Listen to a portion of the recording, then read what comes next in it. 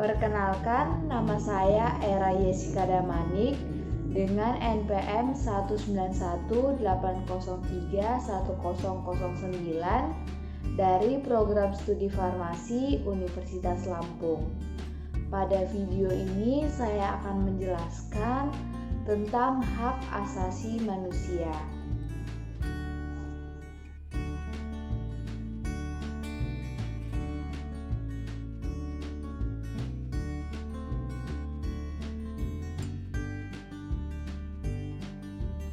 Adapun pengertian HAM menurut Undang-Undang Nomor 39 Tahun 1999, HAM adalah seperangkat hak yang melekat pada hakikat keberadaan manusia sebagai makhluk Tuhan yang Maha Esa.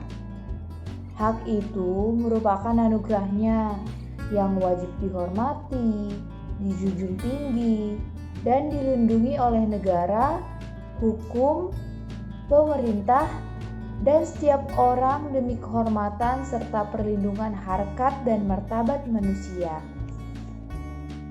HAM adalah hak asasi manusia yang merupakan hak dasar yang dimiliki setiap manusia sejak ia lahir dan merupakan suatu anugerah dari Tuhan yang Maha Esa. Adapun ciri-ciri dari HAM, hak asasi manusia itu, yang pertama tidak dapat dicabut, yang kedua tidak dapat dibagi, yang ketiga hakiki, yang keempat bersifat universal. Adapun macam-macam HAM bisa dibedakan menurut bidang dan juga sifatnya. Hak asasi manusia menurut bidangnya bisa dibedakan menjadi 6 macam, yaitu yang pertama, itu ada hak asasi pribadi atau personal rights. Hak asasi pribadi ini contohnya itu kebebasan dalam memeluk agama. Setiap individu berhak untuk memilih dan menentukan agama yang ia anut. Itu termasuk ke dalam salah satu contoh dalam hak asasi pribadi. Kemudian, macam HAM yang kedua itu adalah hak asasi ekonomi atau property rights. Untuk hak asasi ekonomi ini, contohnya hak untuk memiliki sesuatu. Yang ketiga, dari macam HAM ini adalah hak asasi mendapatkan perlakuan yang sama dalam hukum dan pemerintahan. Setiap orang itu berhak untuk mendapatkan keadilan, baik perlakuan yang sama dalam hukum, tidak dibeda-bedakan berdasarkan ekonomi dan lain-lain. Disebut juga right of legal equality. Macam HAM yang keempat itu adalah hak asasi politik atau political rights. Hak asasi politik ini contohnya hak untuk memilih. Dalam suatu pemilu, setiap orang itu berhak untuk menentukan suaranya dan itu merupakan hak yang tidak dapat diganggu-gugat oleh orang lain. Setiap orang itu berhak untuk menentukan pendapatnya. Kemudian yang kelima itu adalah hak asasi sosial dan kebudayaan atau social and cultural rights. Contoh dari hak asasi sosial dan kebudayaan ini yaitu hak untuk memperoleh pendidikan. Setiap orang itu berhak untuk memperoleh pendidikan dan tidak dibeda-bedakan. Kemudian untuk hak yang keenam, hak yang terakhir dari macam HAM menurut bidangnya ini yaitu hak untuk mendapat perlakuan tata cara peradilan dan perlindungan atau procedural rights. Kemudian macam HAM apabila dilihat dari sifatnya itu dapat dibedakan menjadi 2 sifat. Yang pertama, hak asasi manusia klasik. Hak asasi manusia klasik ini merupakan hak yang timbul dari keberadaan manusia itu sendiri. Contohnya dari klasik ini yaitu hak hidup, hak beragama, dan lain-lain.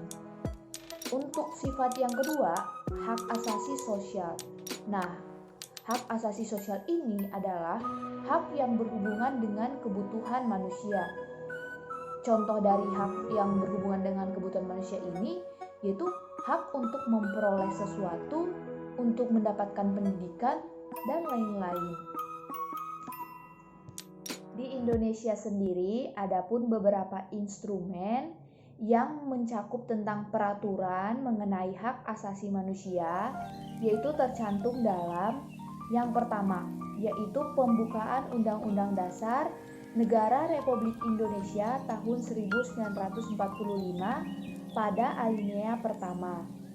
Instrumen yang kedua yaitu Undang-Undang Dasar 1945 pada bab 10A pasal 28A sampai 28J.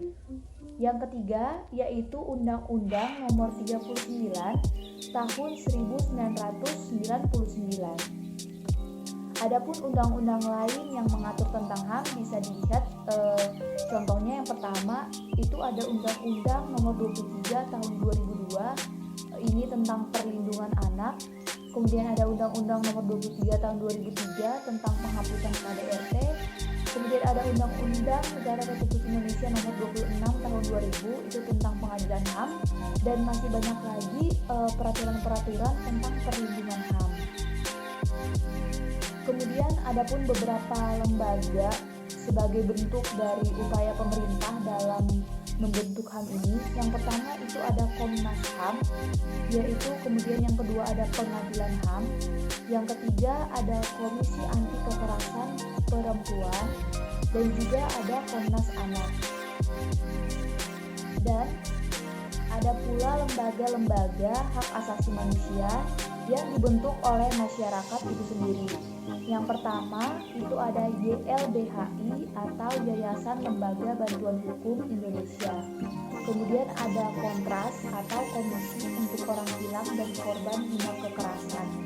Kemudian ada LSAM atau Lembaga Studi dan Advokasi Masyarakat. Kemudian yang keempat itu ada PBHI atau Perhimpunan Bantuan Hukum Indonesia. Adapun kasus-kasus pelanggaran hak asasi manusia di Indonesia ini sendiri bisa digolongkan menjadi 3. Yang pertama oleh individu, yaitu contohnya pembunuhan seseorang oleh orang lain. Kemudian yang kedua itu adalah oleh masyarakat, contohnya pengeroyokan main hakim sendiri. Kemudian yang ketiga itu bisa oleh pemerintah, contohnya itu kriminalisasi dengan alasan politis dan menguntungkan pihak tertentu. Pelanggaran HAM yang berskala untuk nasional itu sesuai dengan Undang-Undang Nomor 39 Tahun 1999 pada pasal 6, kejahatan terhadap kemanusiaan berskala nasional itu bisa dibagi menjadi 2, yaitu kejahatan genosida dan yang kedua kejahatan terhadap kemanusiaan. Kemudian Undang-Undang Nomor 23 Tahun 2004 tentang kekerasan dalam rumah tangga juga itu bisa meliputi yang pertama itu kejahatan secara fisik, kemudian yang kedua kejahatan secara psikis, kemudian kekerasan seksual dan penelantaran.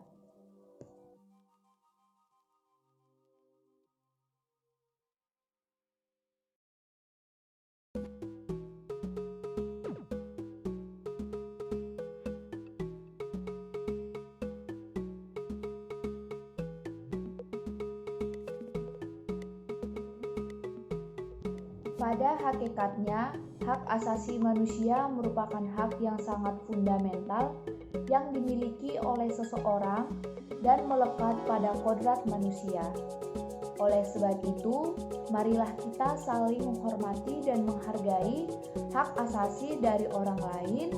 Marilah kita bersama-sama untuk menghindari dan mencegah dari pelanggaran terhadap hak asasi manusia. Sekian yang bisa saya sampaikan. Saya mohon maaf apabila terdapat kesalahan kata. Saya ucapkan terima kasih atas perhatiannya.